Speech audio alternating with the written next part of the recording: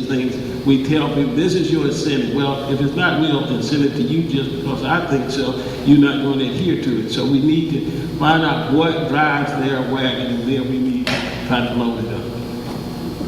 Yeah, I agree. I think it's a little hard to enforce how many energy efficient light bulbs I have in my house. Some of them are too small, so I just can't replace them yet. I'm sorry. I don't want a ticket for that. I'll get around to it. But it's we've just got to simply find the most effective ways to do it, and a good education operation to let people know that how much money you're saving, what incentives are already out there, because there's so many incentives out there where people are, essentially throwing away money when they could almost be getting new updates and new upgrades for free. So I think if we just focus a little bit more on educating people on what's already out there, then we can probably help solve some of that problem. Yeah, that's a tough question. I do know one of the things that we can do to incentivize affordable housing would be to offer density bonuses, where if you have a developer that wants to build, say, 10 homes, 7 homes, then you tell that developer you can build 9 homes, keep one of them affordable. You have basically a 1 to 10 ratio of affordability. Increasing density to developers would be an important aspect, and that would allow the private sector needs to be involved in our affordable housing, or else we're not going to be able to achieve the goals that we have for our community.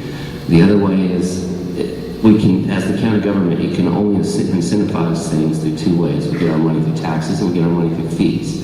Now, taxes is a little bit more complicated situation, but we can incentivize certain behaviors if we can tie it to fees that the businesses would pay, and try to incentivize the things that we're looking at incentivizing the most. Thanks. The next question is from Deborah Gibson, and she writes, "It is my understanding that Athens Clarke County accepts only 1 and 2, numbers 1 and 2 plastics. How can the citizens work with the local government in order for Athens citizens to be able to recycle plastics with higher numbers than 1 and 2? And I suppose this is one of those yes or no short answer kinds of questions. I can't quite figure out how you do a yes or no to that. Single stream recycling, I think, is the answer to that. And I'm not sure that our government is not already investigating that.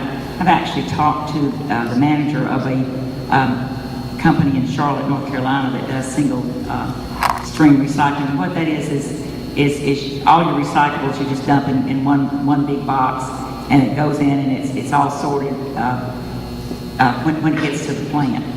And I think the more convenient you make it for people, the more likely they are to recycle. And most people have no idea what those numbers mean underneath there. So, and if we go to the single source recycling, we'll be able to handle a lot more items. I also agree with Nancy. Single stream recycling is the best way to go. It encourages people to do things in a simple manner. You don't have 3 or 4 bins that you're separating things in, and we like convenience. That's just something about us. Yeah, to increase it, you have to keep it simple, and the single stream seems to be, I've actually visited the recycling plant, and it's not as simple out there as it is here, because they tell you all these kind of numbers and things. So we need to work with them to say, okay, we can handle this, and if we do go to this new thing, this is what it's going to cost, and then make the judgment based on that, because we can't say, oh, this sounds great, we're going to do this, and then we get a whopping bill for it, and everybody kind of backs up. So we have professionals that can analyze that, and we can look at it and see how we can do it. But the main thing, keep it simple. Yeah, I agree. We're going to try to make this a unanimous one, Spencer, so everybody knows that's what we're going to do next year. But I agree with that. The more convenient you make recycling, the more people that are going to do it. Simple as that.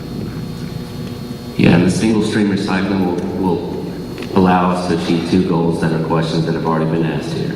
And one is how we can become more sustainable as a community, and that's going to be the answer, single stream recycling.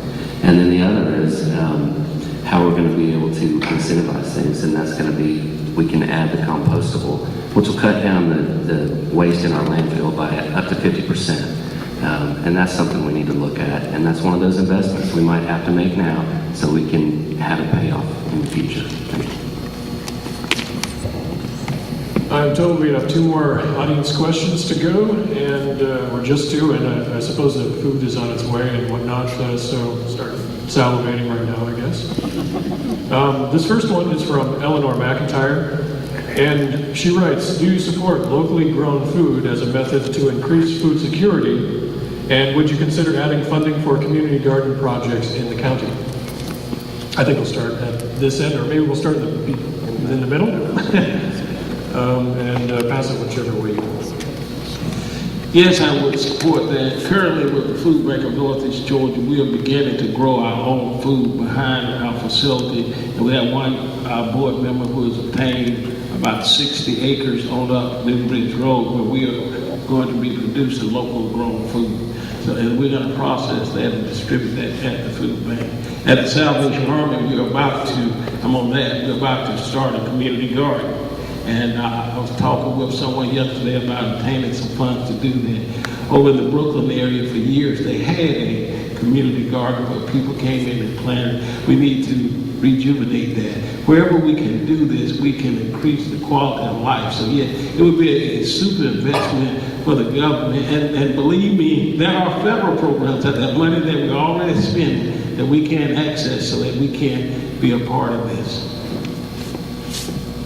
Absolutely. I've talked with the folks over at Place about this, about community gardens, and hopefully what we can do to incentivize that is we've got a lot of vacant property that's just sitting there, and so if we can encourage those landowners, I hope this is possible, a very small property tax decrease to allow us to use that property as a community garden. And I'd like to tie those properties and those community gardens into schools that are within that community, so maybe the kids can get a little bit out of it, and also the food from that can obviously be used in very simple ways that Northeast Food Bank, etc. So that's what I'd like to do there. Yeah, the locally grown food movement is a great asset to this community. We have some good organizations participating in it right now. One of the things I'd like to point out, everybody in this room, if you could just go out and spend 5% of your food bill on food produced locally, you would generate $7 million back into our local economy. And that's a statistic that we need to pay attention to. Community gardens are great, the food bank's doing a great thing. We need to get closer to our food source. We're going to pay less for it. Eventually we'll pay less for it. We're not going to spend as much gas. We're not going to have grapes from Argentina. Argentina might be a great place, but I'd like